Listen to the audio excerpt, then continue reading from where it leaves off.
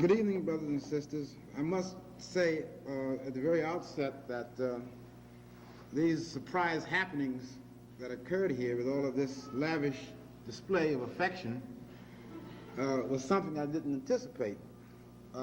Whenever I leave my hideaway in Michigan to go out and face the world, I'm always a little apprehensive what I'm going to meet out there.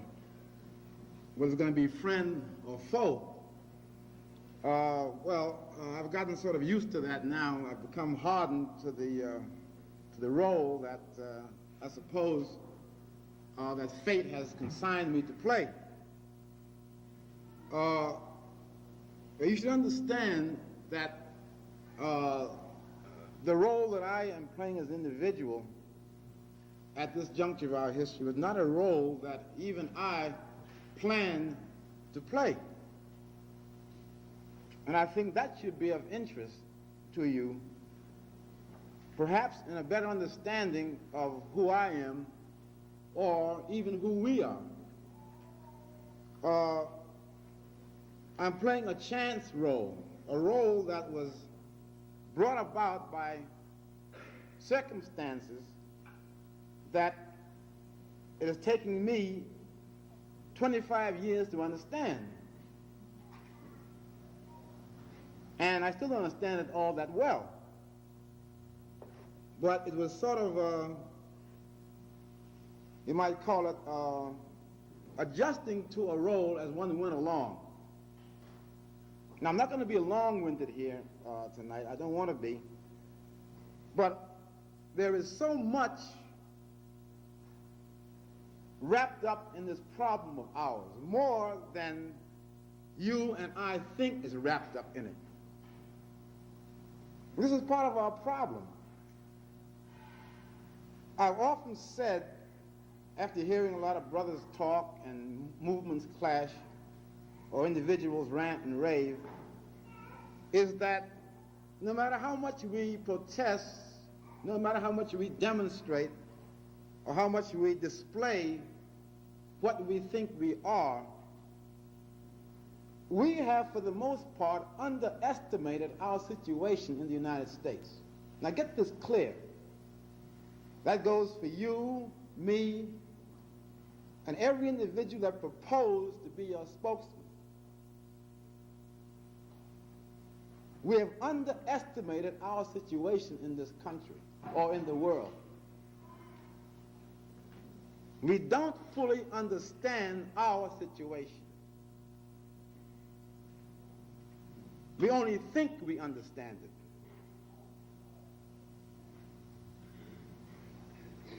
I recall back in 1962 and 3, when I was in Harlem,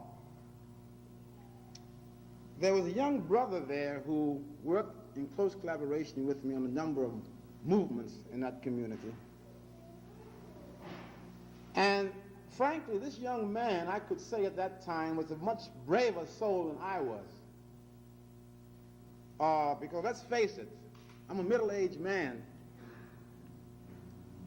I went through World War II. And let me tell you, I went through World War II, and after that, I ceased being a brave person. I'd had it. As one gets older, one gets less and less accustomed or desirous of taking risks. But this young man, 21-year-old, was one of my colleagues, and when things got very hot in Harlem in the fight among different black factions, he decided to bow out. And he said to me one day that he's going underground because he said, it's not that I'm afraid, that isn't it. He says, what I really fear above all is that so many of our people don't know what they're doing. He says, but that isn't so bad that they don't know what they're doing. He said, what is really scary is that they don't know they don't know. They don't know that they don't know what they're doing. And this frightened him, and he became less militant. However, I understood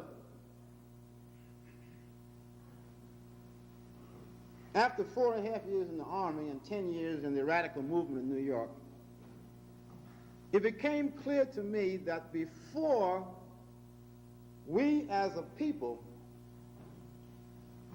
could attempt to storm the barricades successfully, we have first got to know what we are doing and why, and if we should do thus and thus and not that and that. We have been forced to do thus and thus and that in the course of the last 10 years or so, only because historical circumstances pushed us to the point where we were forced to act. But it was not really informed action. It was reaction against a set of circumstances acting upon us.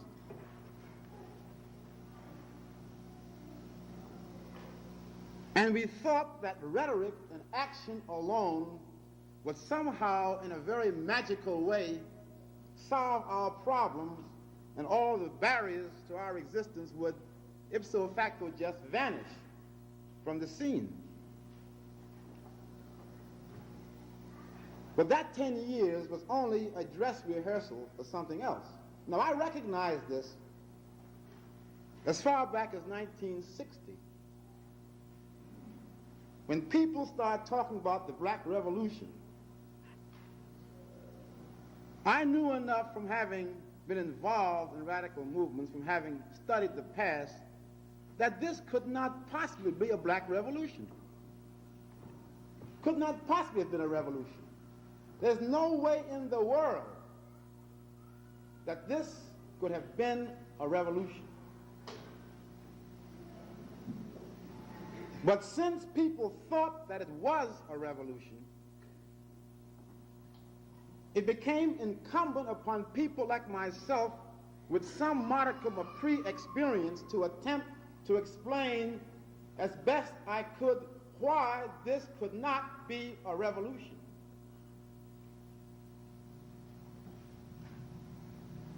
I felt that perhaps in the attempt to explain why this was not a revolution,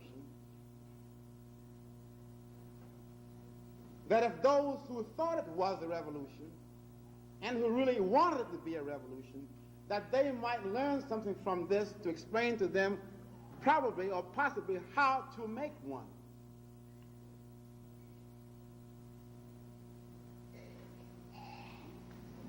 And so the passing of the 60s then has brought us to that point.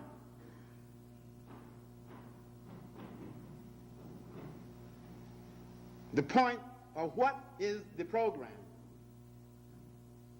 How do we get to the fashioning of the program? Whatever that is supposed to be. Now, I cannot presume as one individual to tell you what the program should be.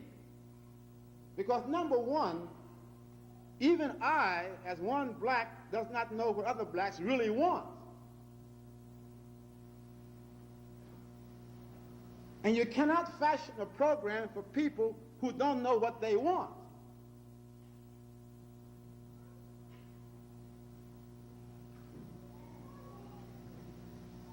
If it is true that you want, or I want, or she wants, or he wants a revolution in America, then he or she who says he or she wants this, then we must sit down and stop talking so much and begin to decide, is this what we really want, or is it something else which we are giving the name of revolution, but that is really what we want?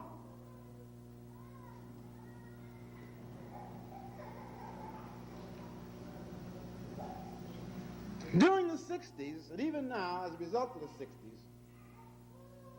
we have the remnants of certain trends and factions and movements still around, saying they represent this, that, or the other. One says, I'm Pan-Africanist. Another says, I'm separatist. Other says, I'm nationalist. Other says, I'm revolutionary.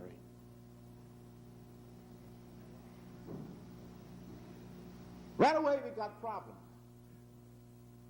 Serious problems. One is a Pan-Africanist, one is a nationalist, one is a separatist, and one is a revolutionary.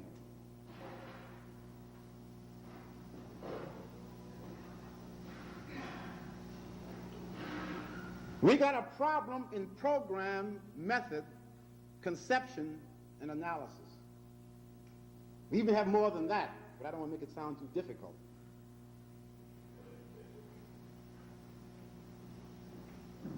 We've got to begin to ask ourselves, first of all, some very fundamental questions, and to ask ourselves these questions honestly. Forget the rhetoric, and forget what your friends might think of you. Forget all of that.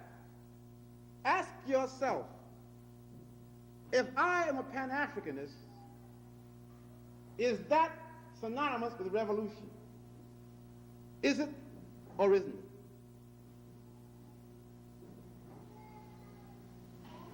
it? If I'm a nationalist, is that synonymous with Pan-Africanism or separatism? Is it or isn't it?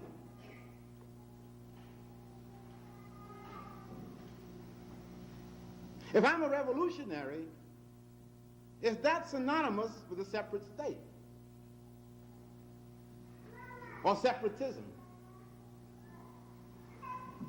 The problem here is that many of us walk around in our own minds under the impress of a medley of notions about what they are or what they want to be. And we're not still getting to the fundamental question.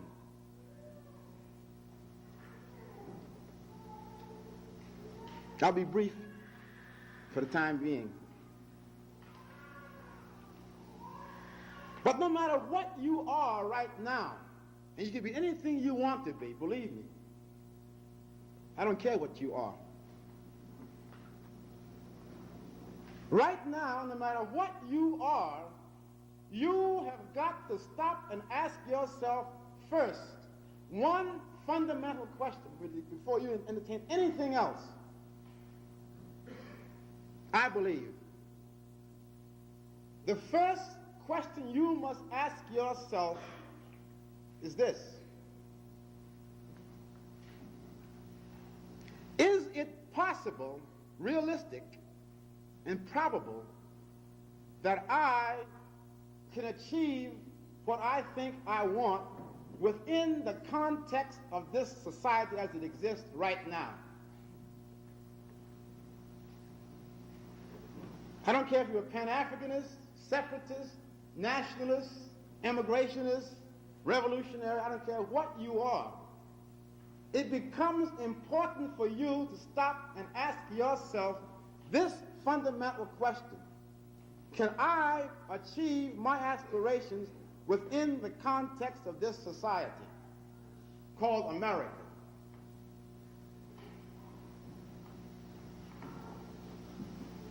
If you say yes, you think you can,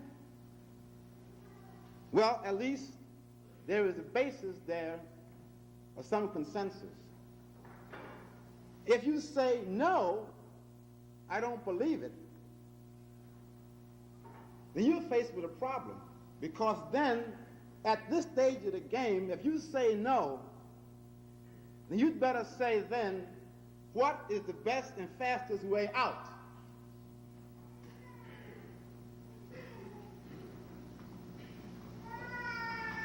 And that is being honest and realistic. Anything less than that is pure bull. and rhetoric and talk is meaningless in terms of program, mind you. We're talking about program now. We're not talking about whether or not you wear dashiki or straighten your hair. That's irrelevant already. We are talking about the elements that should go into a viable program for the future. And it's got to be based on a number of assumptions and a number of heartfelt beliefs about the future of blacks in the world, and specifically in this country. And we've got to be hard-headed about this, because this is no time for muddle-headed thinking about anything, fads and passing fancies. There's no time for that. Because the 1960s presaged a development in America, in the Western Hemisphere, that is fateful for black people in this country.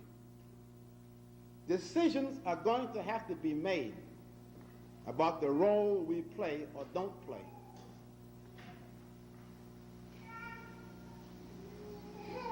Now, with that introduction, I'll stop, because this is supposed to be a dialogue. But there are certain things I think we have to clear up in our minds. And from that basis, we can proceed. Thank you.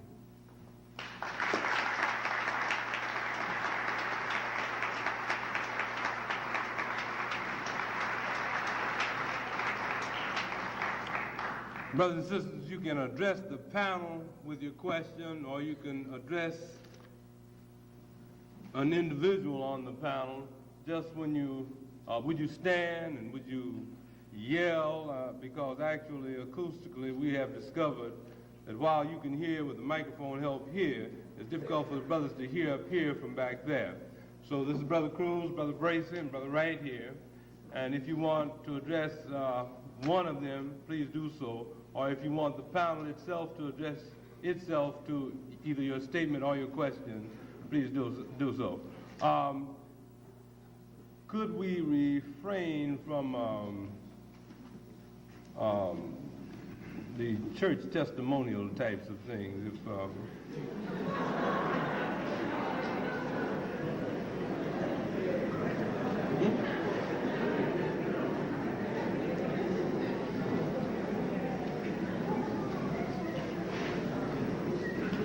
Very good. Okay, we'll try to do this in as orderly fashion as we can in terms of getting people in the order in which they raise their hand. Sister over here.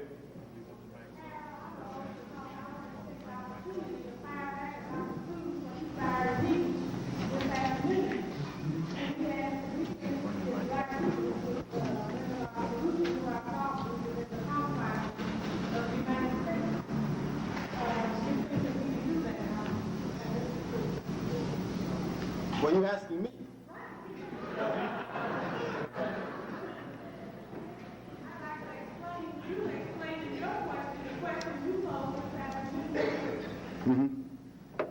Well, this is a fundamental question here, particularly in view of the re-emergence of the African continent in black affairs, right?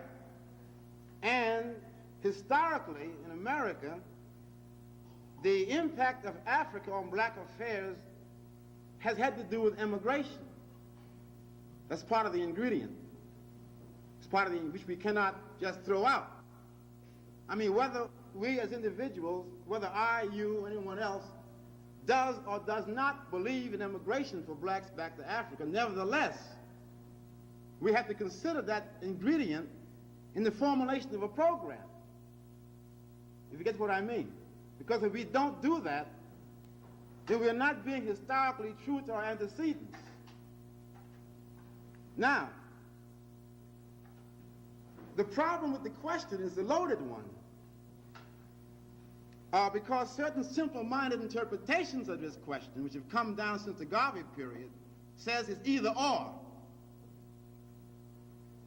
Either or. which already messed up the whole program. The minute somebody said, and Garvey did say this at one stage anyway, which I was never a Garveyite, but that's a personal matter. The implications have been, growing out of this back to Africa immigrationist movement, was that black people had no chance in America at all, and should therefore abandon any hope of remaining here.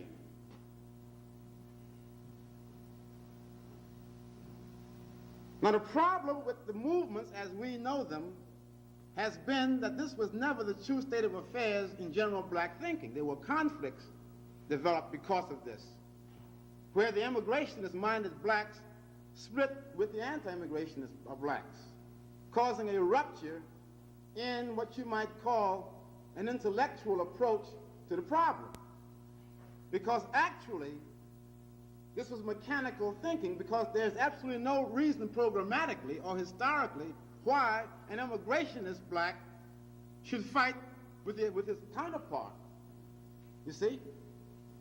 And once factions begin to fight each other over the plausibility or unplausibility of their position, we're in trouble already. This is factionalism based on unrealities. This is part of our heritage, carried on from the 19th century down to 1972. Therefore, what we also inherit from this development, this tradition, is the fact that as soon as someone says he's a nationalist or a separatist, right, he begins to say, well, the rest of you blacks over there who are talking about getting into the system, you're wasting your time. So he departs from them. And the blacks who are trying to get into the system say, to hell with you.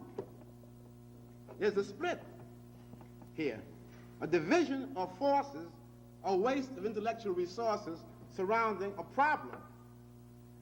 Because actually, if we have arrived at the point where we were sophisticated politically, we'd have understood that there is no contradiction there at all. And it never should have been a contradiction between the two positions at all. Because why could it not have been said in a very intelligent way, well, all right, brother, why are you getting ready to go back to Africa? I'm going to take care of the store over here. Now, when you get there, you write back and tell me what's going on, right? And I might send you some resources over there, and while you're living over there and developing things, I'm over here doing my thing, and perhaps someday we'll get together. And yet, we've never been able to say that simple thing. So help me God. You can't say it.